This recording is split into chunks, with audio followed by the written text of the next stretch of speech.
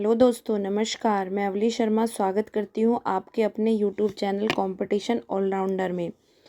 आज हम आपके लिए बहुत महत्वपूर्ण वीडियो लेके आए हैं। मध्यकालीन भारत की शुरुआत और उसकी पूरी जानकारी शॉर्ट करके एक ही वीडियो में हमने तैयार की है। आई होप ये वीडियो आपके लिए बहुत ही महत्वपूर्ण होगी। चलिए वीडियो स्टार्ट करते हैं। मध्यकालीन भारत की शुरुआत और उसकी पूरी जानकारी एक ही वीडियो के अंदर। मेरे प्यारे दोस्तों, एक बार वीडियो को लाइक ज़रूर कर दें और अगर चैनल सब्सक्राइब ना किया हो तो चैनल को सब्सक्राइब भी कर लें। ऐसी ही महत्वपूर्ण जानकारी आपको मिलती रहेगी हमारी हर एक वीडियो में। स्टार्ट करते हुए, मध्यकालीन भारत का कालखंड प्राचीन भारत और आधुनिक भारत के बीच आता है। इसका समय 8वीं शताब्दी से 18वीं शताब्दी तक माना जाता है। कौन सी शताब्दी से कौन सी शताब्दी तक माना जाता है मध्यकालीन भारत का समय? 8वीं शताब्दी से 18वीं शताब्दी तक मध्यकालीन भारत का समय माना जाता है। मध्यकालीन भारत की शुरुआत कैसे हुई, ये प्रश्न हमें झकझोर कर देता है। चलिए इस प्रश्न का जवाब देख लेते हैं। मध्यकालीन भारत की शुरुआत राजपूतों के उदय और अरब आक्रमण से मानी जाती है। जब गुप्त साम्राज्य का पतन हुआ तब 6वीं यानी 6वीं शताब्दी के अंत तक भारत में कई छोटे छोटे राज्य उभरने लगे। 7वीं और 8वीं सदी में राजपूत शक्तियों ने भारत में अपना दबदबा बना दिया राजपूत शक्तियों ने, और इसी दौरान अरबों ने सिंध पर आक्रमण किया। 712 ईस्वी की बात है। 712 ईस्वी में क्या कर दिया? अरबों ने क्या कर दिया? सिंध पर आक्रमण कर दिया। उसके बाद में मध्यकालीन जो भारत है, इस वीडियो के बाद आपका जो मध्यकालीन भारत का डाउट है वो सारे खत्म हो जाएंगे। मध्यकालीन भारत को 2 भागों में बांटा गया। पहला भाग जो था हमारा था प्रारंभिक। पहला भाग क्या था हमारा? प्रारंभिक मध्यकालीन भारत। और दूसरा भाग जो था उत्तर। दूसरा भाग क्या था? उत्तर मध्यकालीन भारत। जो प्रारंभिक मध्यकालीन भारत था वो 8वीं से 13वीं शताब्दी तक था। 8वीं से 13वीं शताब्दी तक। और जो हमारा उत्तर मध्यकालीन भारत था वो 13वीं से 18वीं शताब्दी तक रहा। तो हम 2 भागों में इसे पढ़ते हैं। प्रारंभिक मध्यकालीन भारत 8वीं से 13वीं शताब्दी। प्रारंभिक मध्यकालीन भारत 8वीं से 13वीं शताब्दी। इस काल में कई शक्तिशाली राजवंश हुए। इस काल में क्या हुआ? कई शक्तिशाली राजवंश हुए।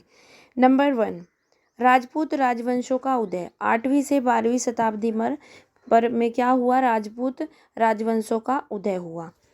गुर्जर प्रतिहार वंश 8वीं से 10वीं शताब्दी, इनका प्रभाव उत्तर भारत पर था। पाल वंश 8वीं से 12वीं शताब्दी बंगाल और बिहार में शासन किया। राष्ट्रकूट वंश 8वीं से 10वीं शताब्दी दक्षिण भारत में शक्तिशाली थे। चोल वंश 9वीं से 13वीं शताब्दी दक्षिण भारत में बड़ा साम्राज्य स्थापित किया। और चालुक्य, पल्लव और यादव वंश भी इस काल के लिए महत्वपूर्ण थे। ये सारे वंश इसमें महत्वपूर्ण थे। आई होप आपको इतना समझ में आ गया होगा। मुस्लिम आक्रमण।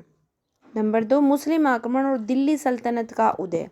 12वीं से 13वीं शताब्दी।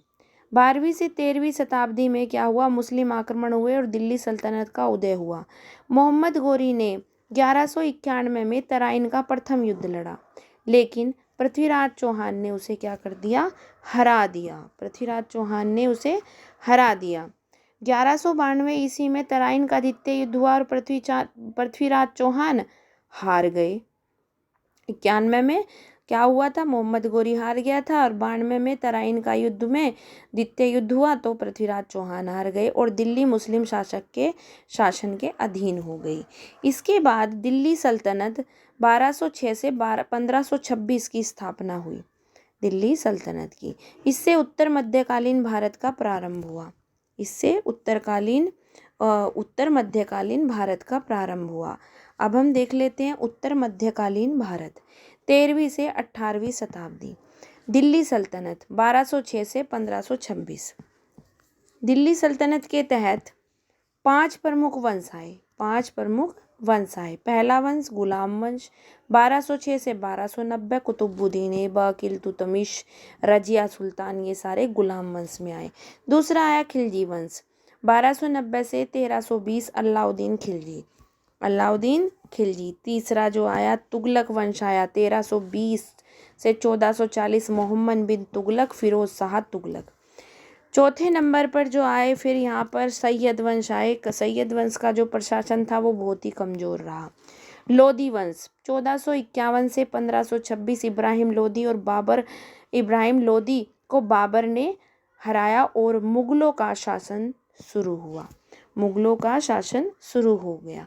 मुगल साम्राज्य की चर्चा कर लेते हैं। 1526 से 1707, 1526 में बाबर ने पानीपत का प्रथम युद्ध में इब्राहिम लोधी को हराकर मुगल वंश की स्थापना की।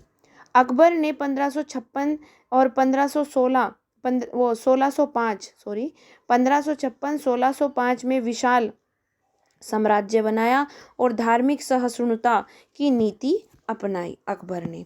शाहजहां, इसके बाद किसकी बारी है? शाहजहां 1628-1658। शाहजहां ने ताजमहल बनवाया। औरंगजेब 1658 से जो है 1707 तक कट्टर शासन के कारण मुगल साम्राज्य कमजोर हो गया, इसका शासन बहुत ही कट्टर था। फिर उसके बाद मराठा जो शक्ति थी, मराठा शक्ति और क्षेत्रीय राज्य 18वीं शताब्दी में उदय हुआ। 1707 में औरंगजेब की मृत्यु के बाद मुगलों का पतन शुरू हो गया। जब औरंगजेब की मृत्यु हो गई तो मुगलों का पतन शुरू हो गया। इस दौरान मराठा, सिख, जाट और राजपूत शक्तियां उभरने लगी, क्योंकि औरंगजेब किसी को आगे निकलने नहीं देखना चाहता था। इस दौरान किनका जो शक्तियां उभरी? मराठा, सिख, जाट, राजपूत। 1757 में प्लासी का युद्ध और 1764 में बक्सर के युद्ध के बाद ब्रिटिश ईस्ट इंडिया कंपनी का प्रभाव बढ़ने लगा। अब ब्रिटिश ईस्ट इंडिया कंपनी का जब प्रभाव बढ़ेगा तो जाहिर सी बात है भारत में अंग्रेजों का शासन आ जाएगा। 1857 के विद्रोह के बाद भारत की पूरी तरह ब्रिटिश शासन के अधीन चला गया, जिससे आधुनिक भारत की शुरुआत हुई। मध्यकालीन भारत की विशेषताएं क्या क्या थी? मध्यकालीन भारत की विशेषताएं: राजनीति, राजपूत, दिल्ली सल्तनत और मुगलों का शासन हुआ। आर्थिक में क्या था? कृषि, व्यापार और कारीगरी का विकास हुआ। सामाजिक, हिंदू मुस्लिम संस्कृति का मिश्रण। धार्मिक में धर्म क्या क्या थे? भक्ति आंदोलन, सूफीवाद का उदय, कला, स्थापत्य, कुतुब मीनार, ताजमहल, मंदिरों और किलों का निर्माण। जो मध्यकालीन भारत है, इससे हमारा जो निष्कर्ष निकलता है वो क्या निकलता है? मध्यकालीन भारत 8वीं शताब्दी में राजपूतों के उदय और मुस्लिम आक्रमणों से शुरू हुआ और 18वीं शताब्दी में अंग्रेजों के प्रभुत्व के साथ समाप्त हुआ। यह काल भारतीय इतिहास के महत्वपूर्ण राजनीतिक, सामाजिक और सांस्कृतिक परिवर्तनों का साक्षी रहा है। तो आई होप मध्यकालीन भारत के बारे में हमने जो चर्चा करी है वो आपको अच्छे से समझ में आई होगी। ये हमने एक पूरा समरी ली है मध्यकालीन भारत की। अगर वीडियो अच्छी लगे तो लाइक, शेयर एंड सब्सक्राइब दोस्तों। थैंक यू दोस्तों।